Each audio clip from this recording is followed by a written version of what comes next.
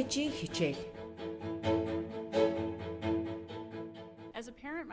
Эх хүний хувьар хүүхдээ вакцин хийх нь аав ээжүүдийн санаа зовоодог асуудлын нэг гэдгийг сайн мэднэ. Хүү охиноо яаж зүгээр хатгуулах вүлээ? Өвдөхгүй юмсан яах вүлээ гэж бид түгшиж сандардаг. Гэтэл үүнийг даван туулах олон аргууд байдаг. Намайг Шеннон Макдоналд гэдэг аав ээжүүдэд зориулсан хүүхдийн дархлаажуулалтын тухай хичээлээ эхэлж байна.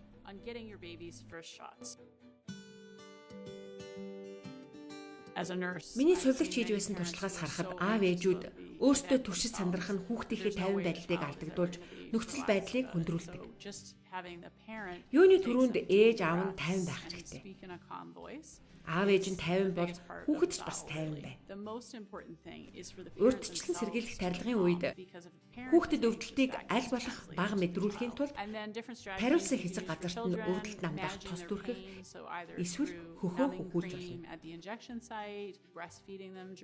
Түүнчлэн тарилгын үед зурагтай ном үзүүлэх, хөөсөн бөмбөлөг үлээх зэргээр хүүхдийн анхаарлыг сарниулж болдог.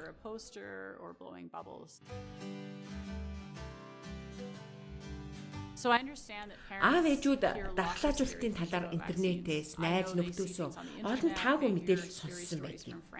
Дархлаажуулалт нь хүүхдэд аюулгүй, халдварт өвчнөөс сэргийлэх хамгийн үр дүнтэй арга гэдгийг олон судалгаа баримт нотолж байгаа тул аав ээж нар энэ талаар санаа зовох хэрэггүй гэдэгт би итгэлтэй байна. Дархлаажуулалт хийж буй эрүүл мэндийн ажилтнууд таны хүүхдийн эрүүл мэндийг хамгаалж байгаад та эргэлзэх хэрэггүй. Вакцин хүний биеийн дархлааг идэвхжүүлж халдварт өвчин үүсгэгч хүний биед орж ирэх үед хамгаалах үүрэгтэй. Халдварт өвчний үүсгэгчийн хэд дахин сулруулсан хувилбарыг хүний биед тарьснаар тухайн хүний дархлааны тогтолцоо бэхжиж ирээдүйд халдварлах өвчин үүсгэгчийг эсэргүүцэх чадвартай болдог. Хүүхдийг халдварт өвчнөөс урьдчилан сэргийлэх тарилгад хамруулж дархлаажуулснаа тэдний бие махбод халдвар үүсгэгчийг эсэргүүцэж устгах чадвартай болдог байна.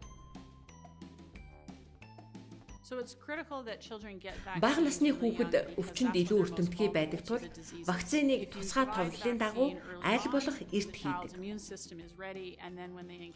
Вакциныг товлсон хугацаанд хийснээр хүүхдийн биед дархлаа үүсэж өвчлөөс сэргийлнэ.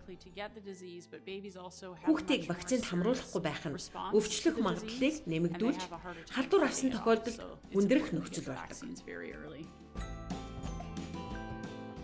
Дархлаажуулалтын товлолд багтсан вакцинуудыг нарийн судалж, хүн амд хэрэглэх аюулгүй байдлыг тооцож хангахын зэрэгцээ тарилгын үйлчилгээг тандах нарийн журам тогтолцоотой байдаг юм.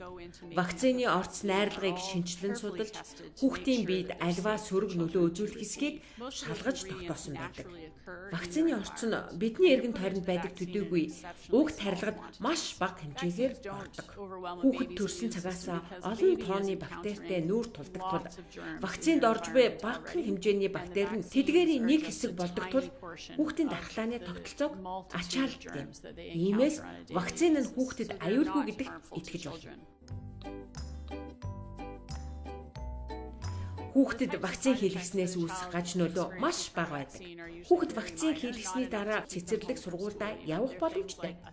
Бага зэрэг халуурах, тариулсан хэсэг газруулах, хүндүүрлэх, хариу урвал илэрч болно. Иймэрхүү бага зэргийн гаж нөлөө нь 12-оос 24 цагийн дотор арилдаг тул эрүүл мэндийн ажилтны зөвлөгөөг гэрийн нөхцөлд дагахад хангалттай.